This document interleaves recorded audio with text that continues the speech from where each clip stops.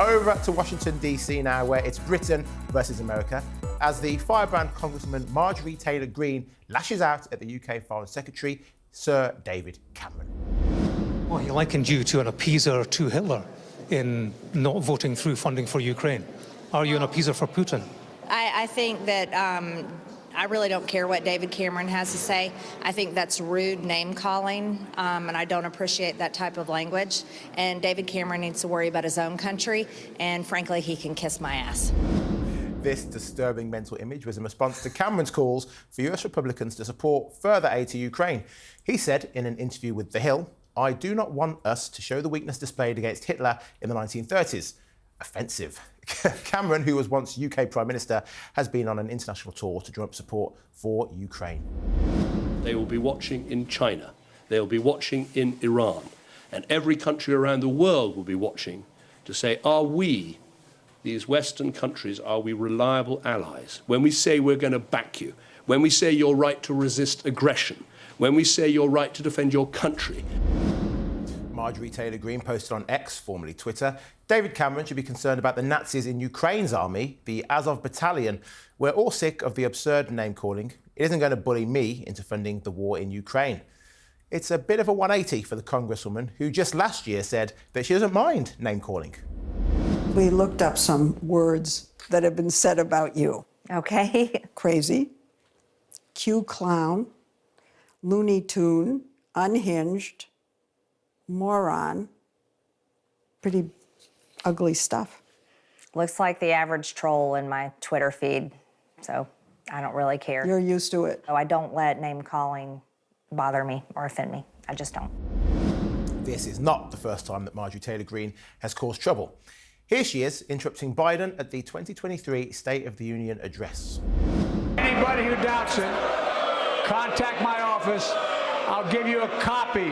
I'll give you a copy of the proposal. That means Congress doesn't vote. Well, I'm glad to see you, but it's being proposed by individuals. I'm not politely not naming them, but it's being proposed by some of you. So it's a bit of a dilemma for Republicans who have to risk defying Trump loyalists if they want to be seen as tough on Russia. She looks like an extra from Real Housewives of Atlanta. Honestly. You know, in the fur, the leather and stuff. I don't understand why she was so offended. Did you ever watch Boondocks? Yeah. She looks like a pimp named Slipback's wife. Okay, well, I know what you mean, but I'm sure our viewers have no idea. She looks like a pimp's, pimp's wife. Fine. I mean, that was... Why was she so angry? Cameron, Lord Cameron is literally saying, bit more money to Ukraine to try and stop Putin. And she's like, kiss my ass. Well, it's the modern world of trying to find out how you've just been victimised. And she's acting like she's just been called a Nazi. She's just been called Neville Chamberlain, which actually, I don't know if that's worse, really, I suppose. Exactly, yeah. But the irony of saying it's just name-calling, where it should be above this, and you can kiss my ass.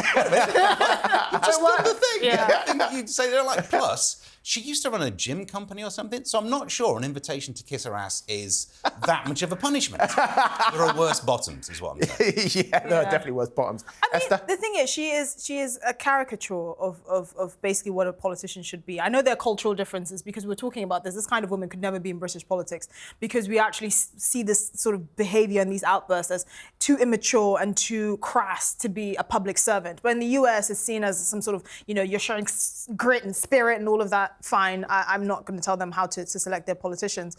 And while I do have a lot of reservations about Ukraine and the funding, and I think this is something that should have been wrapped up last year, I think it's valid to ask the question, how long are we supposed to keep funding this for? How long?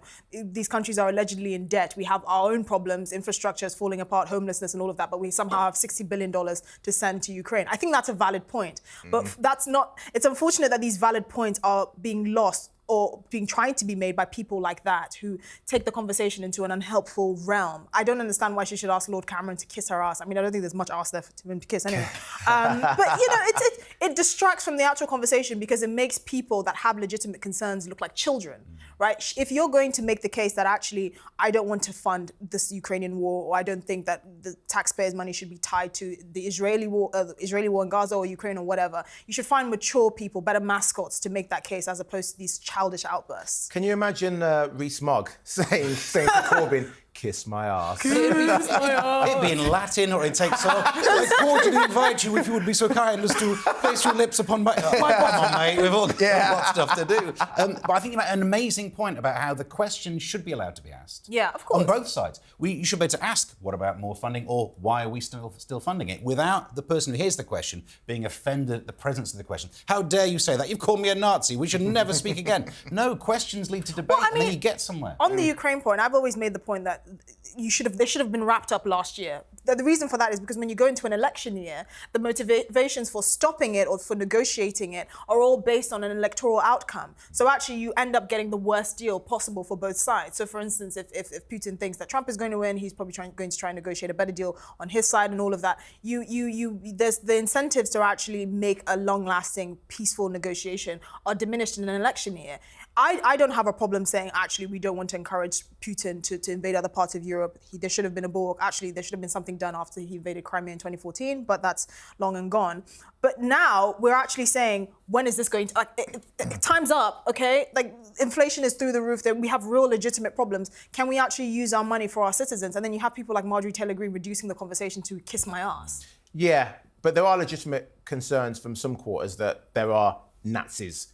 Oh, of course, in the Ukrainian forces. I mean, look. And it seems you're not really allowed to say that kind of thing publicly. Look, even on the point of corruption in Ukraine, which for some reason, again, as a no-no talking about in the mainstream media, Russia was deemed the most corrupt country in Europe for decades, right? You know the second most corrupt country? Ukraine. So to pretend or to try and whitewash the image of Ukraine and its politicians and stuff like that is a losing battle, and it's a reason why people don't have faith, because if you're going to make the case to us that we have to keep funding this, let's lay all our cards on the table. Let's be honest. Let's ask Zelensky and his military officials where all of this money is going, right? And I think all these important things are being lost when people like her take center stage. But you're presuming that people want nuance, let alone can handle nuance. And I think, or at least the mediums in which we give information out, social media, even the TV, nuance isn't the thing that makes it money. It's not the cash cow, is it? Get rid of the nuance, boil it down to good, bad, and then you can sell some stuff. I think we at least have the responsibility or the duty to try and present a nuanced argument. That's the issue. We know that there are certain characters in media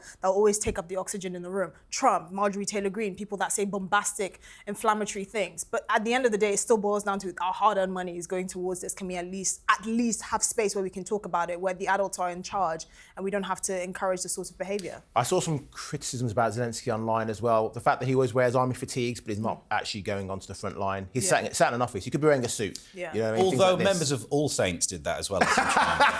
So let's not be too harsh. That's true. Let's be That's a generous. good point. That is a good point. Also, he did the photo shoot for Vogue magazine. Yeah. He then turns up the Grammys on the TV screen to ask for more. I mean, I thought that support. for me, that was extra cringy, because I think even the way we no longer hold celebrities in high, I can't even believe at some point we did, but we no longer hold celebrities in the kind of high esteem that we used to, mainly because social media culture has changed the nature of the celebrity. So for you to go to the Grammys thinking, oh, if we get the Beyoncés and the Jay-Z's to appeal for our cause, excuse me, Beyonce and Jay-Z are not living on minimum wage. They don't have the same problems that the average American does. I actually would like to see fewer celebrities in politics, just because they don't have the same problems that we do. If I vote for someone based on who Rihanna or Katy Perry tell me, I'm not going to go back to them and be like, hey, can you spare me a few millions because the politicians that I voted for are screwing me over.